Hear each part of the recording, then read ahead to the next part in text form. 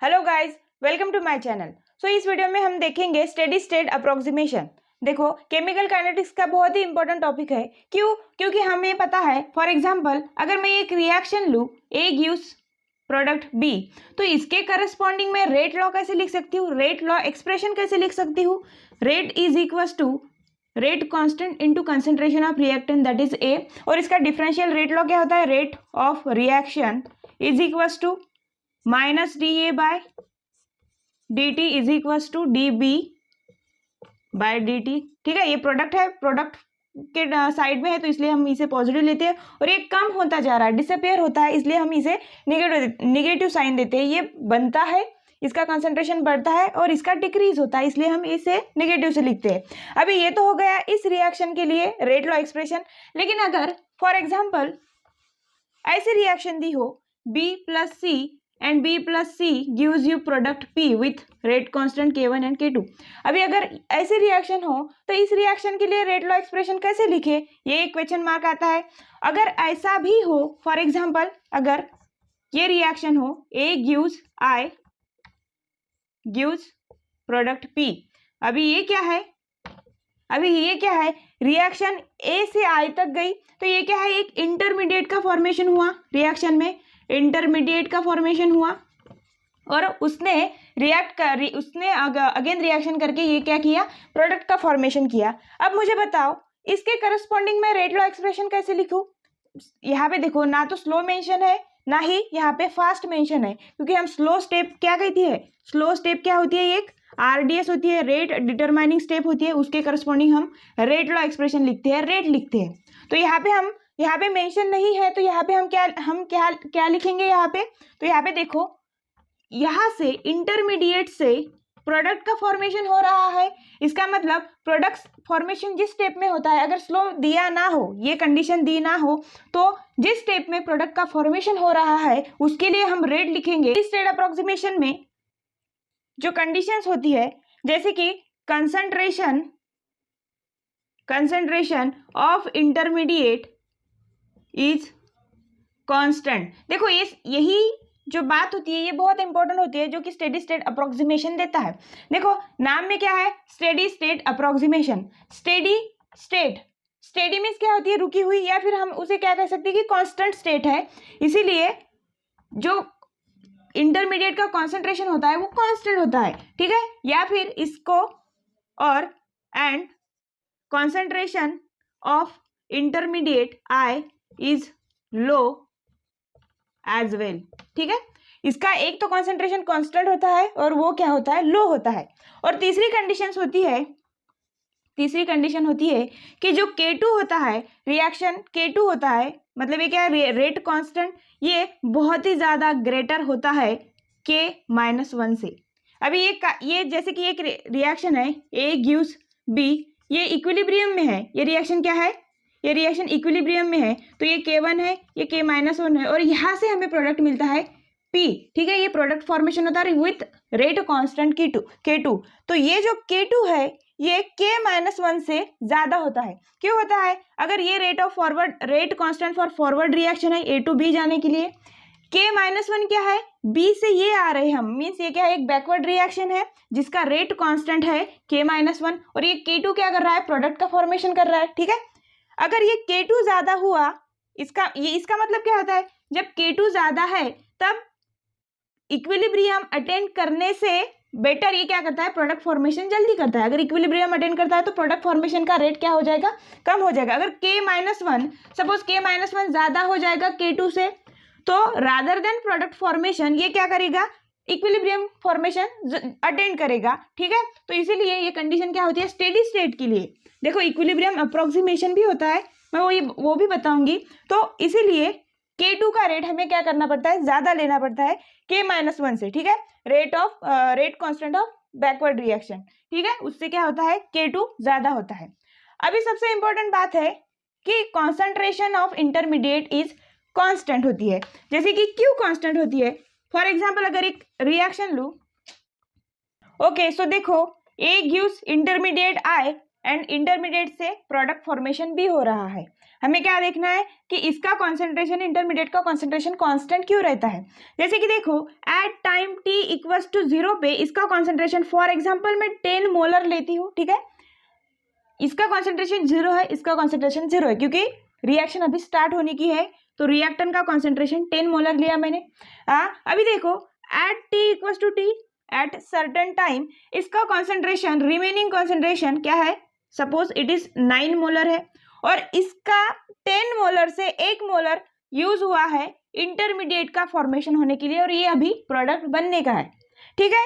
Eight time t equals to t पे 9 molar concentration बचा, 10 molar से 1 मोलर क्या हुआ, फॉर्मेशन ऑफ इंटरमीडिएट हुआ। अब देखना, अब at t equals to t dash at ये बचता है 8 मोलर, ठीक है, और यहाँ से जब 8 मोलर बचता है तो फिर यहाँ पे 1 मोलर कॉन्सेंट्रेशन ऑफ इंटरमीडिएट, मतलब 1 मोलर का कॉन्सेंट्रेशन, 1 मोलर का इंटरमीडिएट फॉर्मेशन होता है, ठीक है, 1 मोलर। अभी देखो जब ये फिर से पहले तो ए 1 मोलर का इंटरमीडिएट का फॉर्मेशन हुआ, बाद में तब प्रोडक्ट बनने का था, फिर यहाँ से 1 मोलर यूज हुआ, फिर से इसने इंटरमीडिएट बनाया जिसका कॉन्सेंट्रेशन 1 मोलर ही था, यहाँ पे भी 1 मोलर है। अभी आप कहोगे यहाँ पे 8 है, यहाँ पे 1 मोलर है, तो ये तो टोटल 9 मोलर ही हो गया। जब जिस टाइम पे इसका ये जब अपीयर्स होता है या फिर ये इंटरमीडिएट का फॉर्मेशन होता है, उसी टाइम पे यहाँ पे प्रोडक्ट का फॉर्मेशन होगा, दैट इज इसका भी 1 मोलर कॉन्सेंट्रेशन होगा, मीन्स ये 1 मोलर का प्रोडक्ट बना चुका होगा। शुरू में 1 मोलर था तब प्रोडक्ट कुछ नहीं था, जब इसने फिर से 1 मोलर फॉर्मेशन स्टार्ट किया इंटरमीडिएट का, तो जो पहले बना हुआ 1 मोलर का कॉन्सेंट्रेशन ऑफ इंटरमीडिएट था, 1 मोलर कॉन्सेंट्रेशन ऑफ इंटरमीडिएट, वो कन्वर्ट होता है 1 मोलर ऑफ प्रोडक्ट में। फिर से जब ये 7 मोलर बचता है, मतलब 1 मोलर फिर से यूज होता है, तो यहाँ पे फिर से ये 1 मोलर बचता है और ये पहले का 1 मोलर फिर से कन्वर्ट होता है 1 मोलर प्रोडक्ट में। इस तरह से इसका इंटरमीडिएट का कॉन्सेंट्रेशन क्या रहता है, कांस्टेंट रहता है। इसीलिए हम कहते हैं कि concentration of intermediate is constant through out the reaction, ठीक है। रिएक्शन होने तक इंटरमीडिएट का कॉन्सेंट्रेशन क्या रहता है, कांस्टेंट रहता है। अभी देखना एक बात इंपॉर्टेंट, जब हम इंटरमीडिएट का कॉन्सेंट्रेशन कहते हैं कि इंटरमीडिएट का कॉन्सेंट्रेशन क्या है, कांस्टेंट है। क्यों इंटरमीडिएट का कॉन्सेंट्रेशन रहता है वो मैंने अभी आपको समझाया, ठीक है। अभी इंटरमीडिएट का कॉन्सेंट्रेशन कांस्टेंट है। अभी एक बात बताओ मुझे, जब हम डेरिवेटिव लेते हैं, अगर मैं for example a is equals to for example कोई भी वैल्यू 8 लेती हुई, तो ये 8 वैल्यू कैसी है, कांस्टेंट है। और अगर मैं इसका डिफरेंशिएशन करूँ dA by dt is equals to dt of 8, a की वैल्यू मैंने डाल दी, तो ये क्या होता है, 0 होता है। क्यों 0 आया, क्योंकि ये क्या है, एक कांस्टेंट टर्म है जिसका डेरिवेटिव हम 0 लिखते हैं। अभी मुझे बताओ, ये जो इंटरमीडिएट है ये भी तो कांस्टेंट है, ये भी क्या है, एक कांस्टेंट टर्म है, इसका भी कॉन्सेंट्रेशन कांस्टेंट रहता है रिएक्शन में। तो हम यहाँ पे क्या लिख सकते हैं कि di by dt is equals to 0। So इसका जो डेरिवेटिव है वो भी क्या है, 0 है। मतलब इससे हम क्या कह सकते हैं कि rate of formation of intermediate is equals to rate of disappearance of I. Means जिस रेट से इंटरमीडिएट का फॉर्मेशन होता है, उसी रेट से वो क्या होता है, डिसअपियर होता है, और वो क्या करता है, प्रोडक्ट का फॉर्मेशन करता है। इसीलिए हम di by dt is equals to 0 लेते हैं, और यही कंडीशन हमें आगे रिएक्शन में यूज करनी है। A reaction is in equilibrium with B, ये K1 और K-1 rate constant for forward and rate constant for backward reaction, और बी क्या दे रहा है, प्रोडक्ट सी दे रहा है। अभी देखो यहाँ पे स्लो रिएक्शन मेंशन है, अगर स्लो ना होती, जो स्लो होगी उसके रिस्पेक्ट में पहले रेट लॉ एक्सप्रेशन लिख देना। अगर स्लो ना दिया हो, कुछ भी ना दिया हो, तो जिस स्टेप में प्रोडक्ट फॉर्मेशन हो रहा है, जैसे कि इस स्टेप में, तो हम उसके लिए रेट लॉ लिख देंगे। तो यहाँ पे तो अभी स्लो मेंशन है, तो मैं यहाँ पे इसके करस्पॉन्डिंग रेट लिखूंगी। Rate is equals to K2 into concentration of reactant that is B। It is equation number 1। अभी देखना यहाँ पे देखो, ये जो B क्या है, ये से B बना रहा, ठीक है, तो ये और B से फिर C बन रहा, इसका मतलब यहाँ पे B क्या है, एक इंटरमीडिएट है, B इज इंटरमीडिएट। और रेट लॉ एक्सप्रेशन में क्या आया, B इंटरमीडिएट आया, तो हमें क्या करना है, ये इंटरमीडिएट को हमें यहाँ से क्या करना है, हटाना है।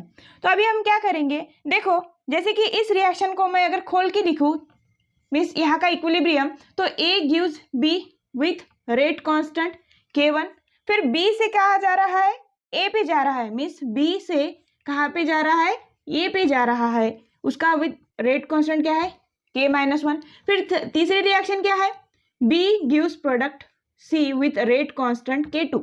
अब इसके रिस्पेक्ट में डिफरेंशियल रेट लॉ लिखना है। देखो बहुत ही इंपॉर्टेंट स्टेप है यहाँ पे, तो हमें यहाँ से ध्यान से देखना है। जैसे कि इसके रिस्पेक्ट में जहाँ जहाँ भी आता है उसके लिए हमें डिफरेंशियल रेट लॉ लिखना है। देखो यहाँ पे है, यहाँ पे तीनों स्टेप में है।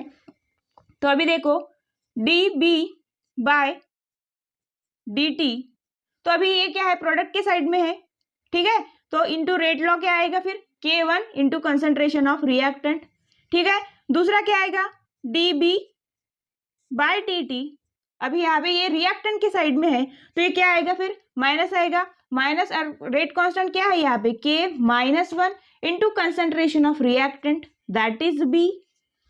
तीसरे स्टेप के लिए माइनस, फिर से ये रिएक्टेंट के साइड में है तो माइनस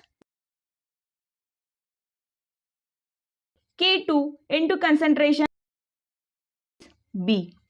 अगर मैं इन तीनों को कंबाइन करके लिखूं तो D B by D T is equals to क्या होगा, ये क्या है, K1 into concentration of A, ये क्या है माइनस का है तो ये हमें minus K-1 into concentration of B. देखो यहाँ पे ये माइनस का आया है ना, ये हम D B by D T positive की टर्म है, यहाँ पे माइनस है तो हमने माइनस यहाँ लिया, माइनस K-1 इंटू, जैसे कि अगर इस इक्वेशन को दोनों साइड से माइनस से मल्टीप्लाई करूँ तो ये प्लस हो जाएगा और ये माइनस आ जाएगा, ठीक है। तो ये minus K-1 plus concentration of B, और यहाँ पे भी सिमिलर, यहाँ पे भी माइनस की टर्म है तो minus K2 into concentration of B, ठीक है। अभी ये हो गया अपना equation that is steady state approximation के लिए।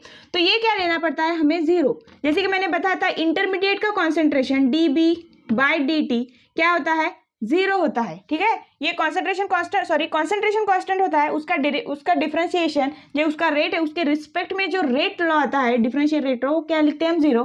तो इसको मैंने इक्वल टू जीरो लिया।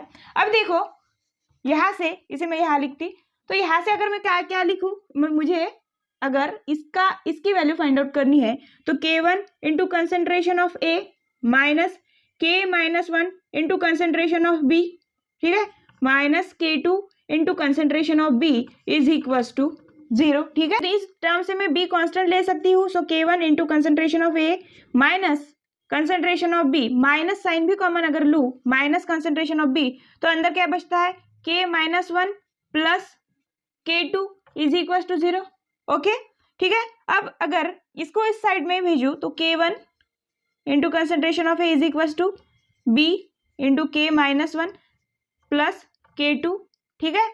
अभी ये हमें क्या फाइंड आउट करना था, concentration of B, so concentration of B is equals to क्या आ जाएगा फिर, K1 into concentration of A, देखो B is equals to K1 into concentration of A, ये इस साइड में आ जाएगा डिवाइड में, so it is K-1 plus K2, और यही क्या है अपना, जैसे कि ये 1 ये 2, तो ये क्या निकला मेरा, कंसेंट्रेशन ऑफ इंटरमीडिएट बी, ठीक है। देखो अभी ये वैल्यू हमें इस इक्वेशन में substitute to in equation number 1, rate law expression में ये जो इंटरमीडिएट की कंसेंट्रेशन हमें मिली है, ये हमें यहाँ रेट इज इक्वल टू क्या होगा फिर, K2 इंटू, अभी देखो K1 into concentration of A divided by K-1 plus K2, सो ये क्या आ गया फिर अपना rate law expression for this reaction, rate law expression, ठीक है। अभी देखो ये क्या है, K1, इसको अच्छे से लिखूं तो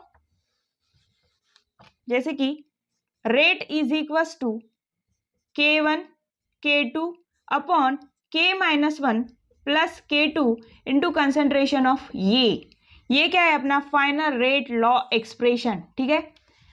अभी इसको हम ऐसे भी कर सकते हैं कि rate is equal to K into concentration of A, means since K is equal to K1 K2 upon K-1 plus K2, ठीक है। तो हम क्या कह सकते हैं कि इस रिएक्शन के लिए इसका रेट क्या है, ये रिएक्शन क्या है, first order with respect to concentration of A, rate is first order with respect to concentration of A.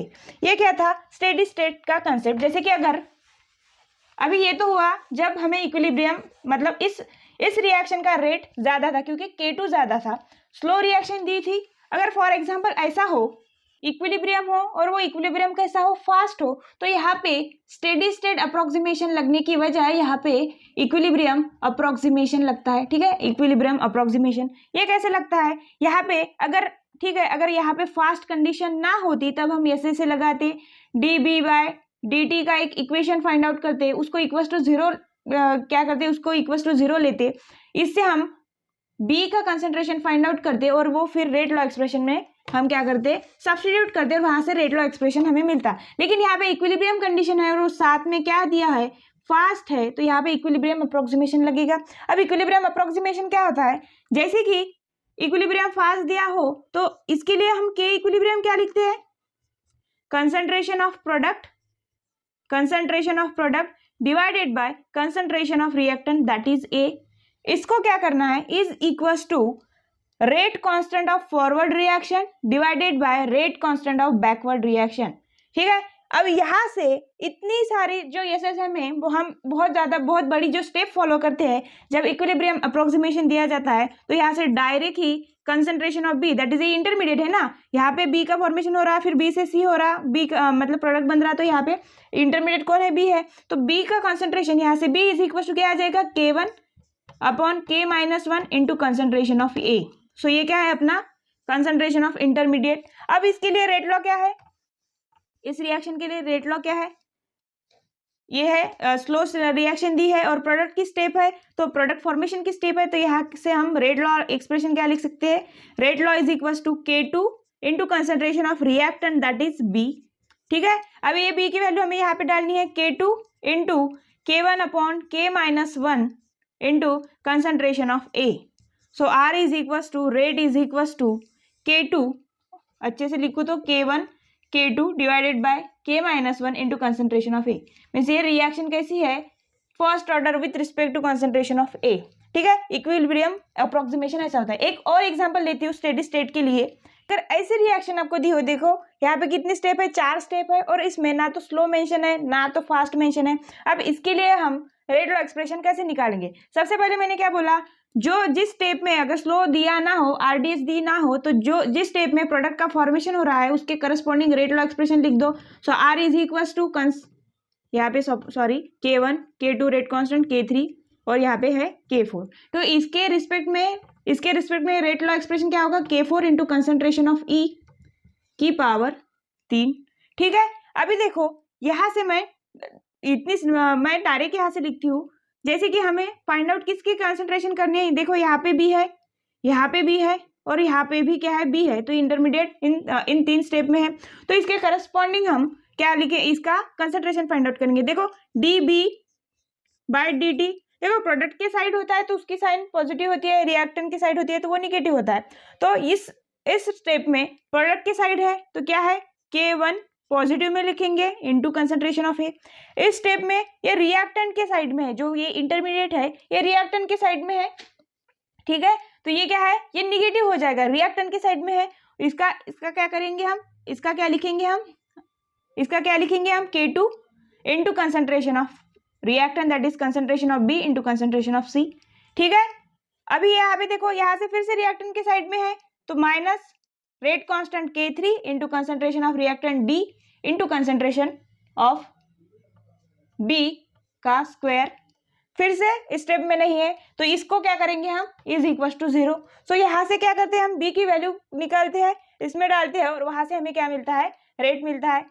So guys, अगर आपको ये वीडियो पसंद आई तो प्लीज वीडियो को लाइक करो, चैनल पे सब्सक्राइब करो और हो सके तो अपने दोस्तों में जरूर शेयर करना।